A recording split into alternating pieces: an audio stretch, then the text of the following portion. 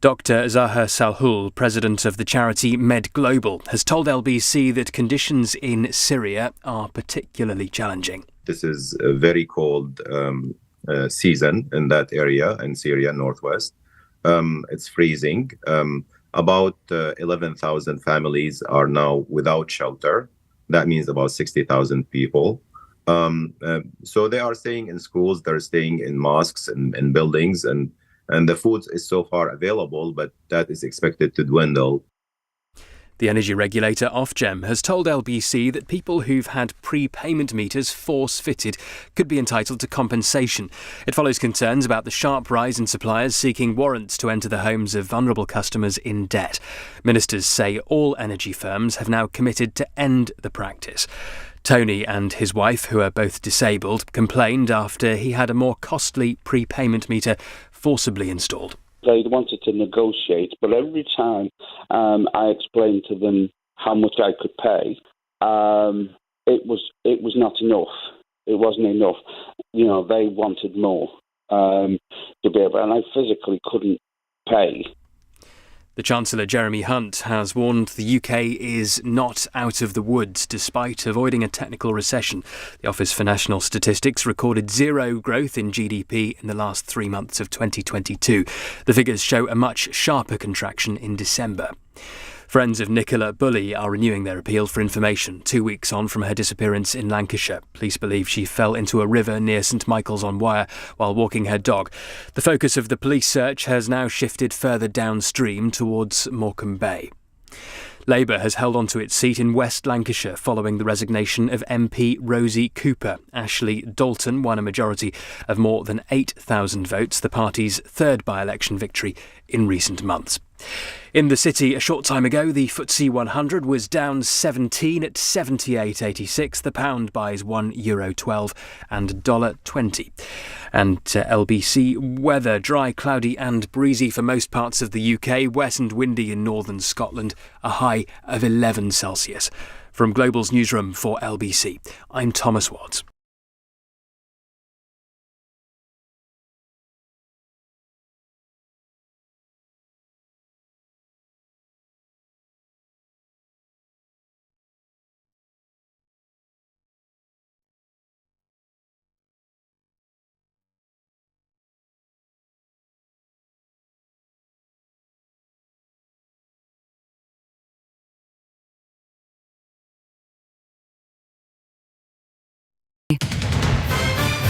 This is LBC from Global, leading Britain's conversation. Speak to Sadiq. The Mayor of London, Sadiq Khan, takes your calls.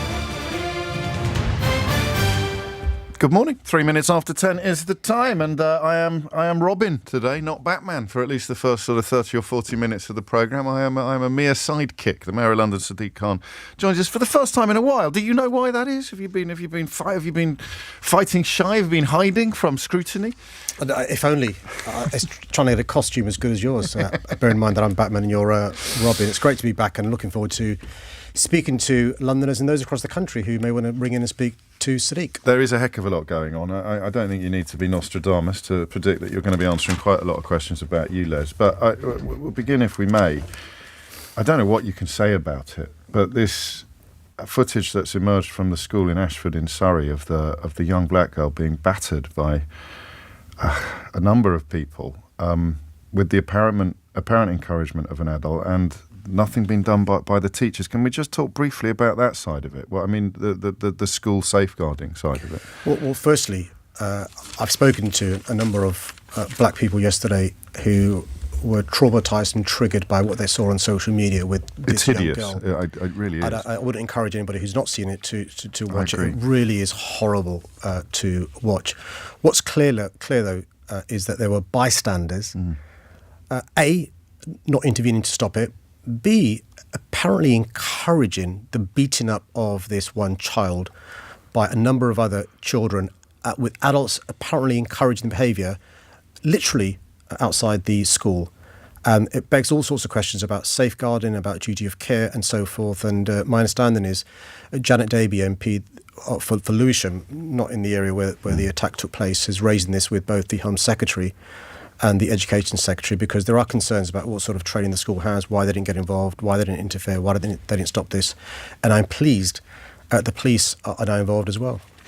And I suppose all the rest of us can do is wait and hope that the wheels of justice move quickly, and that the broader questions are answered by the school. Here's the point made to me yesterday by Dawn Butler, MP, was imagine how many children around our country are suffering a similar experience and it's not being recorded on a mobile phone and seen by others. And that's why it's really important that the Home Secretary and the Health Secretary look into this issue and we find out what happened in this particular school and get the reassurance this isn't happening elsewhere across the country. Indeed, and we'll be keeping you up to date with any developments on that story on LBC. 6 minutes after 10 is the time. To the phones. OK, the first caller, good morning, is from Woolwich, and it's Richard. Good morning, Richard. Good morning. Good morning. Sir, I voted for you. I'm a great supporter for you. I'm going to talk about ULEZ. I think it's a very unfair tax against working people and the poor.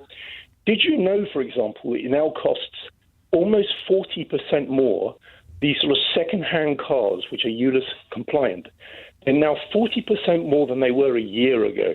This is hitting working people. And my question to you is there anything that will stop you doing this madness? Well, Richard, thanks for your call and thanks for raising your issues. So let me first explain why we're expanding the ULEZ. Toxic air is a matter of life and death. In our city, every year, there are 4,000 premature deaths directly linked to the toxic air. There are children with stunted lungs forever because of the toxic air, and adults with a whole host of health issues from asthma to cancer, dementia to heart disease, directly linked to toxic air. So we now have the evidence, it's unarguable, the link between toxic air and the health crisis we face. So the response is, do we do something about it? Or is the response, we don't do anything about it? And I'm in the former camp, doing something about it. And we've published some evidence today, Richard, which shows unequivocally and unarguably, Imperial College have peer-reviewed this, that the ultra-low emission zone in central London and inner London, where we currently have it, has been a huge success. 46% reduction in nitrogen dioxide in central London, 21% reduction in inner London. So 4 million Londoners are now breathing cleaner air.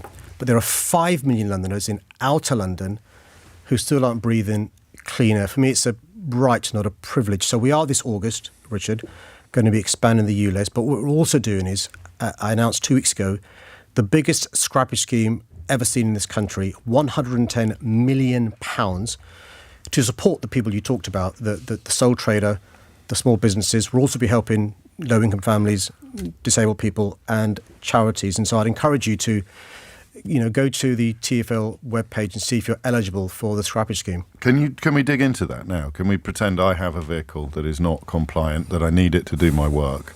What help? And I can't afford the prices that Richard has just referred to because the used car market has gone absolutely bananas for a variety of reasons, not least the shortage of brand new cars. So what can I do? Here's my van. What happens next? So the amount of money you receive from us can be anything from £2,000 if it's a car or a motorcycle up to £9,500. Is it means tested in any way, or is it? For a business, no. So if you're a business, if you're a sole trader, or if you're a small business employing less than 10 people, it's not means tested. If you're disabled, it's not means tested. If you're in receiving non-means tested benefits, you're eligible. And in fact, the numbers of people eligible are larger than the numbers of people who have a blue badge in London. If you're a family, it is based upon your income. I spoke to somebody this morning who was telling me somebody on £59,000 is eligible for the scrappage scheme. So I don't want your listeners to think, our listeners Do you know what the ceiling is? Do you know what the threshold is for not being eligible for any help? It depends if you're a family, a business, a sole trader. Yeah, but if you're a family, if you're just a normal...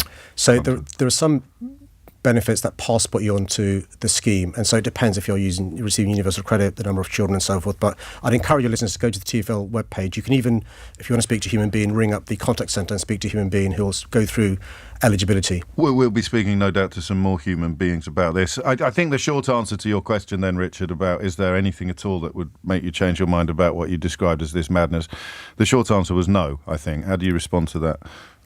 Well, yeah, I'm hearing that, and I've written to the office, and I've got these standard replies back. So I just anticipated that response. Yes, toxic air, but you know what? This is a toxic policy. I'm going marching tomorrow in Bromley against this. And one thing, and your major bone of contention is the cost to the people who can least afford it. Is that right? Yes. And you're not in any way reassured by what you heard. Have you about this scrappage scheme? No, not at all, because you've got to rethink this. I'm not against the idea in principle. What I'm against is that working people are paying for it. That's the point. Yeah. And that's the point that's not being answered. Richard, let me deal with it, Richard. Don't head on. These same points were made in 2017 when I first announced the policy in central London. We had this policy. Same points are made, Richard, with respect. The same points are made when I expanded the policy to inner London, up to the North and South Circular. And the same points have been made now, James. Look, people who were against it now want me to delay it. And I was a member of Parliament, Richard, in the 2005 onwards.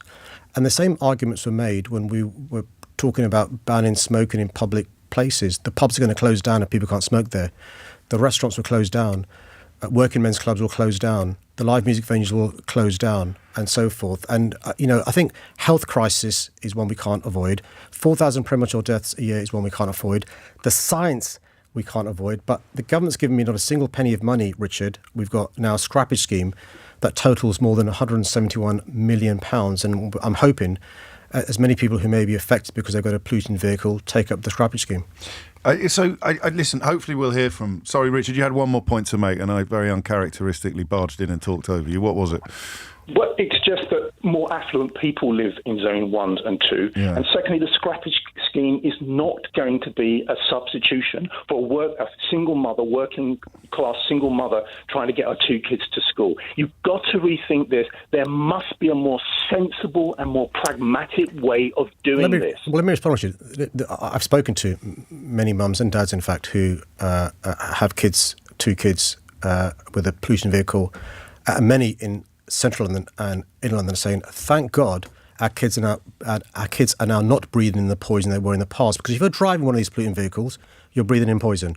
Let's not pretend if you're driving a vehicle, you're not breathing in the particulate matter, the NOx, the nitrogen dioxide. And by the way, if your kids are in the back seats, that may explain why they've got stunted lungs. It's those least likely to own a car, are least likely to be driving these vehicles, who are most likely to suffer the consequences. Half of our city don't own a car, Richard. They're breathing in the poison. With respect, you're churning out. And this is an issue of social justice as well as addressing the health crisis. So, in a way, your critics and you are on different pitches, aren't you? In that they are describing accurately, in detail, the impact that it's going to have on them. And you are saying, well, actually, the bigger picture is much more important than these individual cases of suffering. There are different people saying of different course things. And your response is to say, in large part, well, I heard all these criticisms last time round, and it's going great guns at the moment in the bits that we've already done. Therefore, I'm not going to listen to any criticisms about the next stage or phase. No, that's not quite right. We're taking on board the concerns people have raised during both the consultation and the sort of concerns Richard has raised. That's why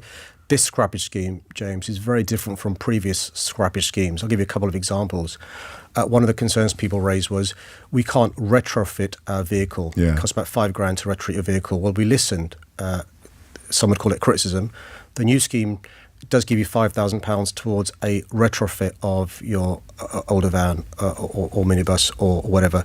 We also listened to those people who said we need a longer exemption because we've got a vehicle that's older, but it enables us to carry a wheelchair. So the exemption and the grace period is a lot longer as well. So there are other examples where we've responded to criticism, the response in relation to the policy as announced. What about people that work in the zone but live outside it? What help do they get? Yeah, well, let me say a number of points in response to that. Firstly, I've been lobbying the government for 6 years. Just before you go into detail, is the answer none whatsoever? Well, no, you do. Because I'm getting a lot of text from people. You do get support because we Londoners in road tax pay £500 million. We Londoners get none of that back. That money goes to people outside London in relation to improvements to your roads and so forth. Yeah, but Secondly, I'm not talking about that. I'm talking about scrappage. I work in the zone, but I live outside it. If I lived in it, I could get some money for a new vehicle. If I live outside it... Let me be clear. Yeah. So if you live outside of London... Yeah. and you bring in the poison into London. You're bringing your tax money and your labour and your livelihood into London. You should be working with me to lobby the government to have a national scrappage scheme, right? And that's what we're lobbying the government. So you couldn't extend it even if you wanted it to outside your electorate, effectively. If you remember, well, I'd be criticised for doing so because I was elected by Londoners to look after Londoners' health, but also to support Londoners, and I'd be criticised for doing it outside London. And when Martin Lewis suggests maybe just wait a bit, given the current economic circumstances? Well, it's because we've listened to the concerns raised by not just Martin, but others as well, about the cost of living crisis that we have. The huge scheme we've announced, £110 million. One of the things we've got to do clearly better is to inform Londoners of the eligibility, the criteria and the support available. But this is an issue where those poorest Londoners, least likely to own a car, suffer the worst consequences. But also the science is unarguable. But work with me to lobby the government for more support. Okay, I suspect we'll be. There's another caller ready, but I suspect ULEZ is going to be very near the top of the agenda for most of our time together today. Richard, thanks for your call. The second caller is from Lewisham, and it's Alex. Good morning, Alex. Morning, Mr. Mayor. Good morning, James, and good morning, everyone. I'll start by saying, number one, thank you. Firstly, I'm fully in support of ULEZ. Where I live in Lewisham, I actually live in Grove Park. So I live in a borough, in a nutshell, that has been chopped in half by the current ULEZ. I'm a parent. I've got a 4-year-old son who has already had to start using an inhaler on occasion because of air pollution where we live. The road that I live on has regularly exceeded EU levels before you start talking about any lower ones. One thing I would say to you, Mr. Mayor, is this. The disappointing thing has been the messaging, in that I feel like you've missed a trick with ULEZ. One of your predecessors who was mayor in London, Ken Livingstone, spent a lot of time when congestion charging was introduced talking about how we'd actually spend the revenue. I'm going to put more buses on the road, quote unquote, from the money from the congestion charge. I think it would be...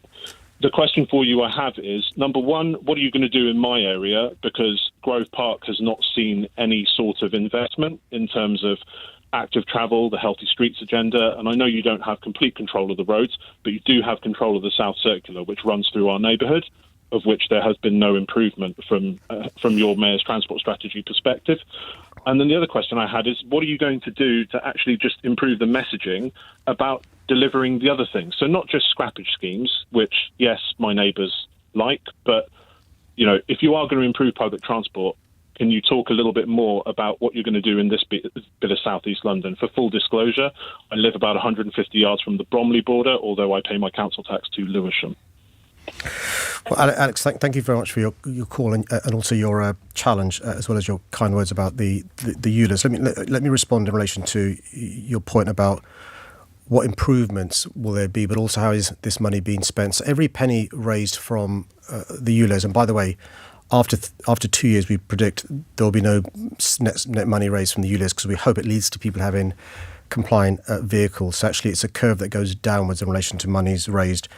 We are going to be expanding buses in what's called Outer London by more than 2 million kilometres over the next year or two. That's the biggest expansion of buses in the history of our city, and I include the time when Ken was the mayor. Because what I can't do is ask someone like you to leave your car at home, bearing in mind where you live, and not give you alternatives to your car. So at the same time as expanding our buses by more than 2 million kilometres across our city over the next year or two, we've also so far increased fivefold the amount of safe cycling lanes, but we'll be expanding safe cycling, Alex. So if you're thinking about with your children jumping on a bike, you want to feel safe jumping on your bike. So we'll be expanding that even more, and also making our junctions safer to enable you to get on your bike and feel safe. And the other point I should also mention is in 2017, Alex, we had our first school street in Camden.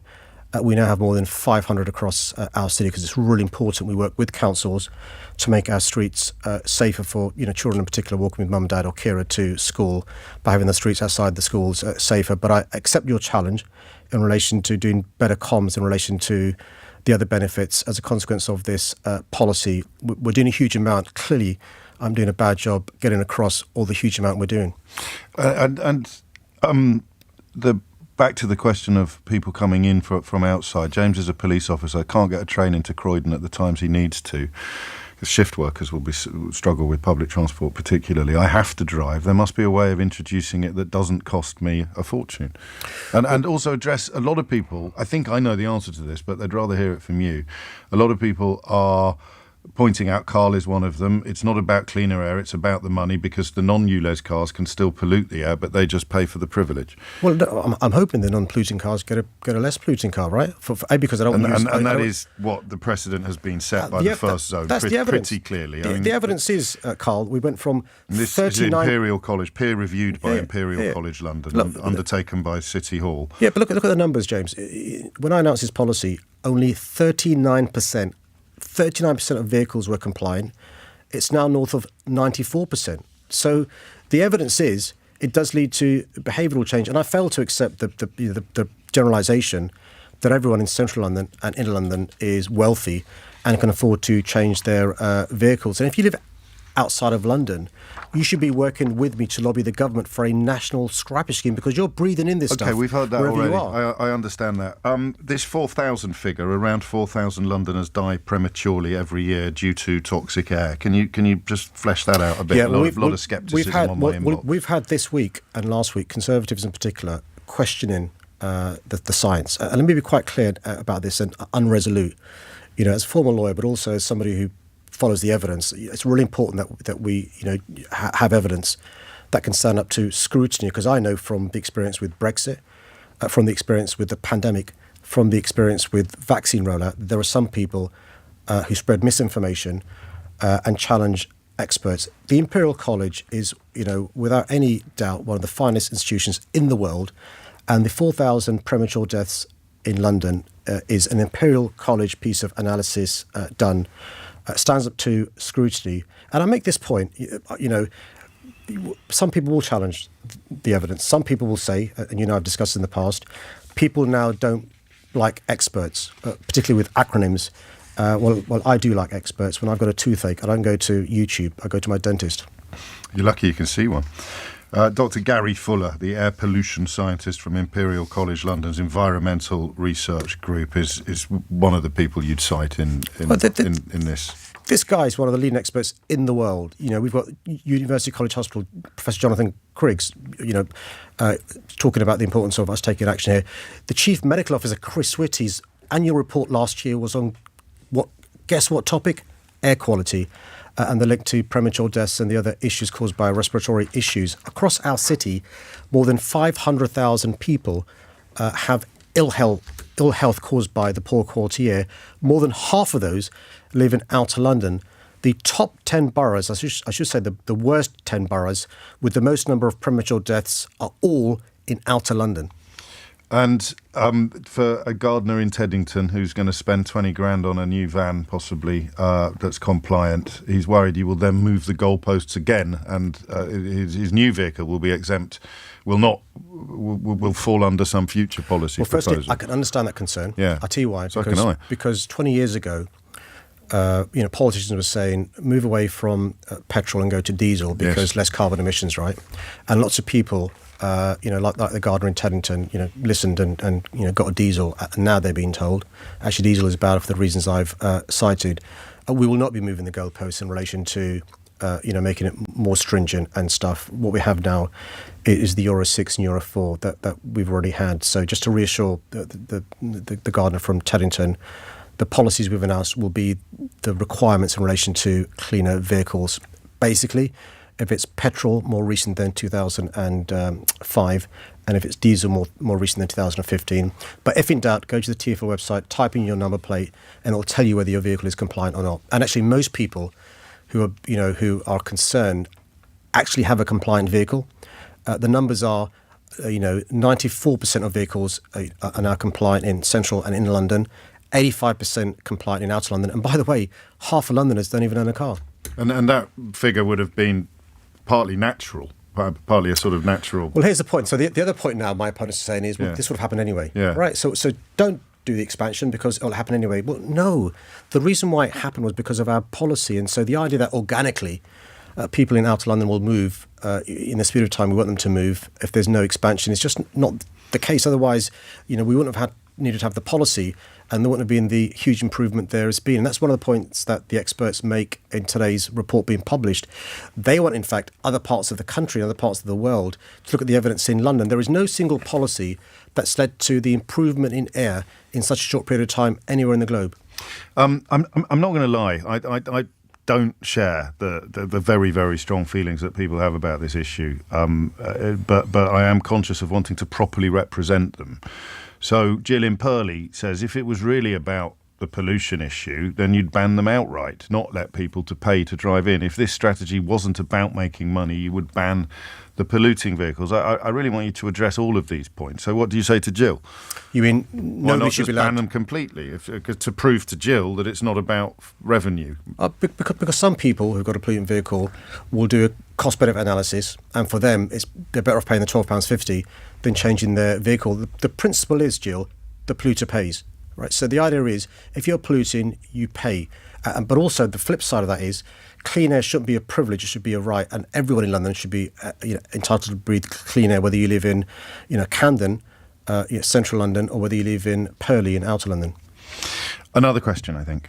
Okay, the next caller is from Hackney, and I'm hoping it's Sabrina. Good morning, Sabrina. Good morning, everyone. Hi, it's Sabrina Ide from Hackney. Can I just start by saying, Sadiq, it's been amazing to see you take part in anti-harassment training yesterday and see you pledge millions in improving access to support for women and girls. My question is in regards to women's safety.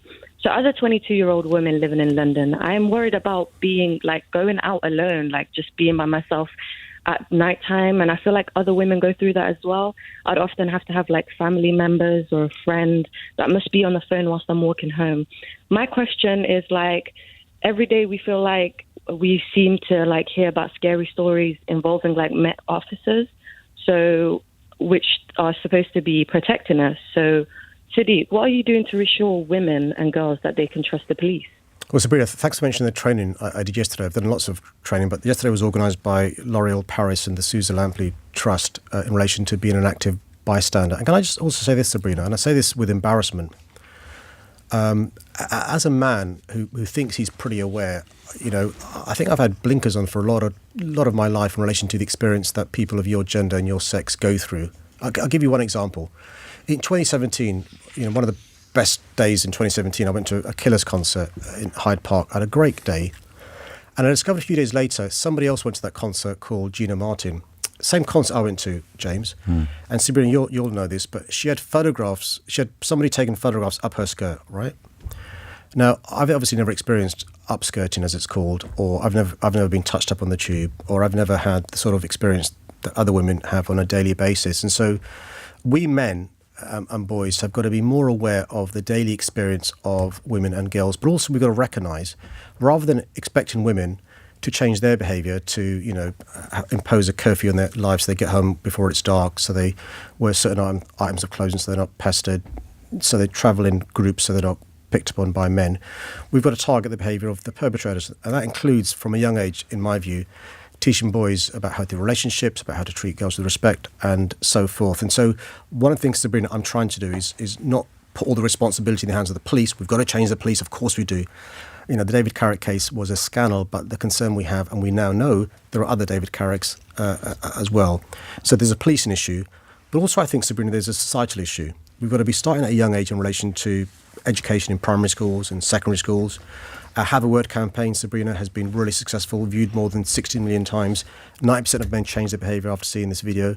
We've got to make sure, I think misogyny should be a hate crime. I think sexual harassment should be a criminal offence. And so places of work should be safe places. Public transport should be safe places. So I'm building allyship across our city and across our country to address this issue, Sabrina. But the heartbreaking thing is, across our country, every 3 days, a woman is killed at the hands of a man. And so that's why it's incredibly important we deal with this epidemic of violence against women.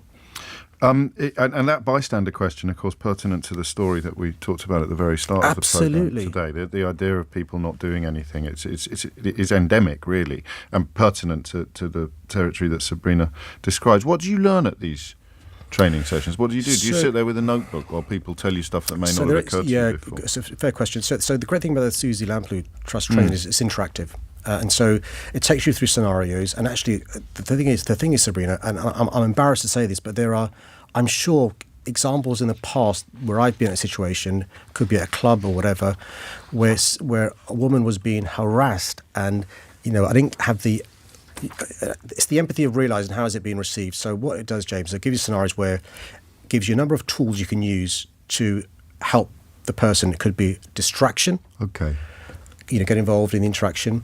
It could be. So if you're on the bus and there was some footage recorded in London just last week. I could say if Sabrina was if you were chatting up Sabrina on a bus and she was uncomfortable, I could say to Sabrina, I could say, do you know what the next stop is? That's distraction, right? Okay. And so the idea is, I'm being an ally. You don't have to pretend that you're an old friend. No. So it could be. So just little simple tactics you can deploy to diffuse and distract and divide. Absolutely. There's distract. You can do stuff. You can document it, like you said, the recording it. You can take direct action against the person causing the behaviour. You can delay, so afterwards make sure Sabrina or somebody else is okay. But I'd encourage your listeners who want to get more involved in this, either go to the City Hall website or contact Susie Lamplugh Trust, who are brilliant, in partnership with Laura, doing some great work. And we're working with lots of other great organisations across our city, because I think when you bear in mind, more than half of our city are women and girls. That means more than half of our city on a daily basis experience unwanted aggressive behaviour. That can't be right. A lot of criticism we've aired already regarding the ULEZ approach, so some praise here. Speaking as an asthmatic, thank God for Mr. Khan, a rare politician in this day and age, willing to stand firm in the face of unpopularity and do the hard thing for the health of all Londoners. And speaking up for children who need us adults to do the best for them. Sad motorcar drivers, they need to adjust to doing the right thing for us all. It is a hugely divisive issue. You point again, I imagine, to the relative diffusing in the zone, the first zone, the numbers that are released today that suggest that it has not only been successful, but an awful lot of the predictions have come to naught. The predictions of bad impacts have come to naught. Well, listen, if it was the case it wasn't working, I wouldn't proceed with expanding it. But it is working. And I make this point, James, and it's really important to make this point and make it quite unapologetically. I appreciate there is a vocal minority who are very angry, but I was elected by the silent majority to speak up for them as well. And that includes the 4,000 bereaved families every year whose loved ones die prematurely because of air quality. I've had the privilege, and it's a heartbreaking privilege, to visit the Evelina Children's Hospital. If you ever get a chance, James, and can go to Great Ormond Street Hospital and visit those children and those families who suffer ill health because of the stuff we're breathing in, and it's an invisible killer. And and I'm sure these same conversations were had. Well, I know they were had with tobacco in 2006, 2007, 2008, but also 60 years ago, we knew tobacco was bad. 60 years ago, we knew tobacco was bad. The Great Smog in the 1950s, and about climate change. Climate change for 30 years. People denied it, and now they want to delay action. Well, I think we've got to be the first generation that takes action on both climate change and air quality. And on a similar theme, or in a similar vein, Alice in Northwich writes, as a retired NHS professional, I'm aware that usually people can't feel irreparable damage being done to their lungs at the time when it is actually happening, often in childhood. Very sadly, finding out only when older that it cannot be cured. Please, could you help people to understand this, or perhaps get a doctor on to explain, as it affects the whole nation and the cost to our NHS, although of course up in Northwich you're not going to be directly affected by this, Alice, but your point stands. Another call, I think. Well, actually, Alice will be, because if you've got an idling car outside a school, idling car outside the church, you're breathing in the poison. So this is not just a London issue. This is an issue for our entire country and across the globe. Across the globe, millions of premature deaths because of poor quality air. That's one of the reasons why, in the first year of me being the mayor, I implemented the largest number of air quality monitors of any city in the world, so we could monitor in real time how bad the air was. And Ellis knows what's going on because he's a former doctor. But many in his community won't realise on a daily basis they're breathing in poison. The mayor is using this as a party political broadcast. We know what he plans. That's why we're fighting it. He shows no empathy for those who cannot pay for a new car or ULEZ. He has no words for those whose lives will be heavily impacted by this for many, many reasons, writes Marilyn. Marilyn, I understand it's hard. That's why we've got this scrappage scheme. We've put aside £171 million, £171 million to support those people to transition from a polluting vehicle to either a cleaner vehicle if they want to still keep a car. We've even now got a scheme where you can get 2 travel cars for a bus and tram for a year if you want to take that option. We've partnered up with other people to support those who need to make a transition. So actually I'm being criticised also by some for subsidising polluters, but I think it's important to help people like you, Marilyn.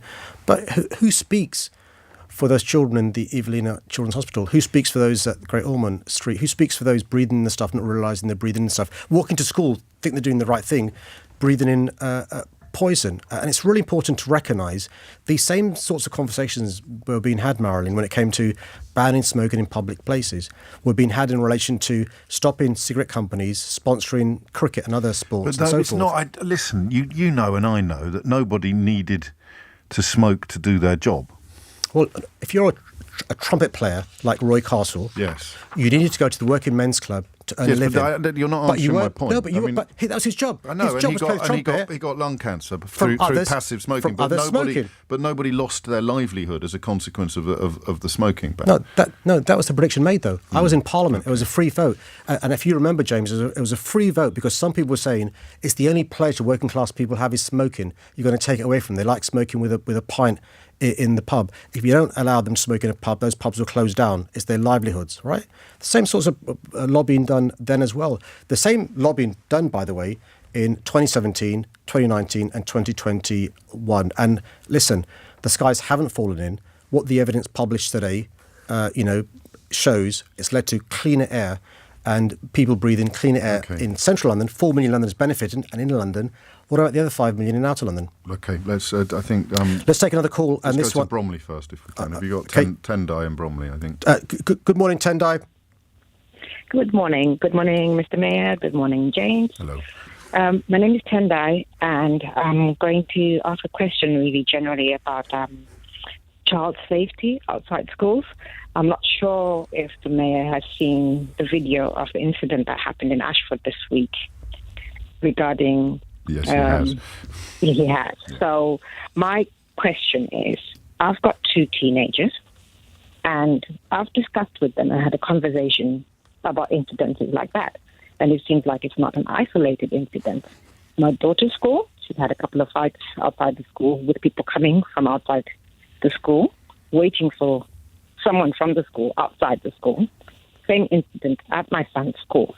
How safe are we as parents? How comfortable are we as parents knowing that our children are safe whilst they come back from school? Yeah, Tenda, thanks for your question. And I completely understand your concerns as a mum. So it's half term next week. What we have to do, though, as a society is to make sure we are checking with our schools that they have a proper... The jargon is safeguarding, right? That basically means looking after our kids.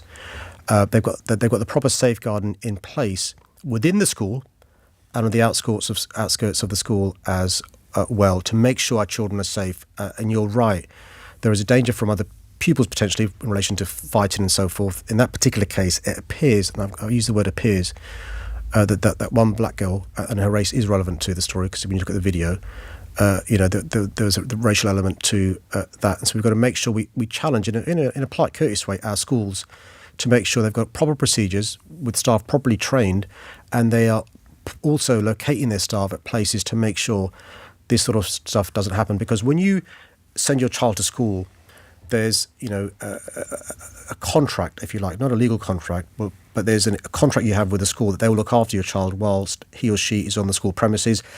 And also, good schools will make sure outside the school they're making sure your child is safe as well. And it's really important that and that's one of the reasons why Janet Davey, the MP, has written to the Home Secretary and the Education Secretary to make sure that from the centre those checks and balances are being done. But I think it's incumbent on all parents and all governors and others to make sure those checks are being done as well. Let's take one more call and then we're done. The next call I think is from Epping, and it's Andrew. Good morning, Andrew. Good morning, Sadiq. How nice to speak to you last. I'm not sure if I should say Batman. Anyway, Sorry. Do you remember Only Fools and Horses? We're short of time. Sorry. Yeah. Just to say, the reason for my call is a very good friend of mine, very sadly, a few years ago, lost a young nephew, a guy called Tushan Daniel. He was stabbed at a train station on his way to a football match, an Arsenal football match, and it's affected her and her family, as you can imagine, quite terribly. And they're campaigning at the moment for anything that's against knife crime, basically. My question to you is, obviously, what's been happening with the numbers that we saw yesterday, what's been happening in London clearly isn't working. What are you going to do in the future to change that? And also, what are the real numbers in London, in as much as what do we actually hear that we can believe is true as to how bad this epidemic is? Andrew, thanks for your question and the way you've raised it. And also, just so you know, if you could pass on to the family, Arsenal Football Club are doing some really good work in relation to the issue of knife crime as well, which is really important, and it's a good legacy for him as well. So, look, firstly, I mean, I always, both as the mayor and also as an MP, try and meet bereaved families as much as I can, because it's really important that we show them the respect and also learn from them any ideas they've got. Now, I've been coming on this programme for a number of years now, and I talked some years ago about something called the public health approach when it comes to dealing with knife crime and violent crime. And that means dealing with this as you would a public health issue. And what you would do if there's a public health issue is you deal with the infection. We need to invest in more policing, stop the infection spreading, but also stop the infection occurring in the first place. What we've done from City Hall, Andrew, in the face of massive cuts from 13 years from the central government, is invest in more policing from City Hall, 1,300 more police officers I've announced last week, 500 more police community support officers, tough on crime, but also supporting youth work, youth clubs, after-school clubs, weekend clubs, summer holidays. Why? To give our young people constructive things to do to fulfil their potential rather than being distracted by, gangs and all that sort of stuff. And the good news is, what this investment is showing, being tough on crime, tough on the causes of crime, is we are seeing a bucking of the national trend in London. So if you look at last year's figures, 2022, by the way, one homicide is one too many. So I'm not by any way want to give the impression of being complacent. But last year we had the fewest homicides in our city in the last 10 years, save for 2014. Teenage homicides went down by more than 55%, but also gun crime, knife crime, youth violence has gone down. We're not complacent, Andrew, because you've got to continue to invest in young people. And we've also recognised from the intelligence we have that the times of day when our children are the most at risk is between 4 p.m. and 10 p.m. It's not rocket science. Schools close, and it goes to Tendai's question. The kids are out and about, and so they can be diverted towards stuff that is not safe for them to do. And so we're going to carry on investing in our young people. And this public health approach we stole from Glasgow, Andrew, because Glasgow had huge problems 20 years ago. It took them 10 years to turn it around. We've managed to do it far, far quicker. And I'll make this point in no way bragging, but it's important for us to realise across the country, all these things are still going up. In London, they're going down. Thank you, Andrew. And that concludes the latest edition of Speak to Sadiq. When's the next one? Do you know? As soon as we can. But Andrew's left me with the image now of Del Boy and Rodney, Batman and Robin, rather than the original Caped Crusader, the better physiqued ones, Andrew. The dynamic duo. Before you go, do you understand? A lot of people want me to ask you this. Do you understand Keir Starmer's Brexit policy, as in what it is and why he's pursuing it? I do. Go on, then. And I understand it. So look, I think what the National Labour Party is trying to get across is they respect the Brexit result, where 52% voted to leave the European Union. We are outside the European Union, and so what the Labour Party would do, should we have the privilege of being the next government, is to try and negotiate a deal with the European Union, so we can undo some of the bad deal to have a better deal, so we prosper and thrive, rather than as we're currently doing, having a shrinking GDP and shrinking trade with our biggest trading partner. So do you think people who are currently very frustrated by Keir Starmer's stance will actually be relieved if he gets into power by some of the policies he pursues? Oh, look, my view is quite clear. I know what your view is. What's your view about the question I just asked you? That Keir Starmer is infinitely better as a Prime Minister than any of the others from the Tory party. And look, you saw the response Keir Starmer received when he went to Davos recently, where European leaders were there. and they were saying they're hoping, I'm paraphrasing, they're Paraphrasing. They're hoping that Keir Starmer's the next Prime Minister because they can do business with Keir Starmer. And it's the reason why it's important is because the European Union is 500 million people. Right? Anybody who does business will tell you, you want to trade with your nearest partner, but also with a big market, and the EU is both. Sadiq Khan, many thanks. 10:45 is the time. You are listening to James O'Brien on LBC. Join me, Andrew Castle, here on LBC. If people felt confident that their money was being spent wisely and that the services that their tax money, their hard work and sweat is actually supposed to be going towards, if it's working well, if public services are delivering, then I'm sure people would be more minded to accept the highest tax rates in 70 years. But at the moment, it doesn't feel like the country's working. Join me, Andrew Castle, tomorrow morning from 7. Listen on your radio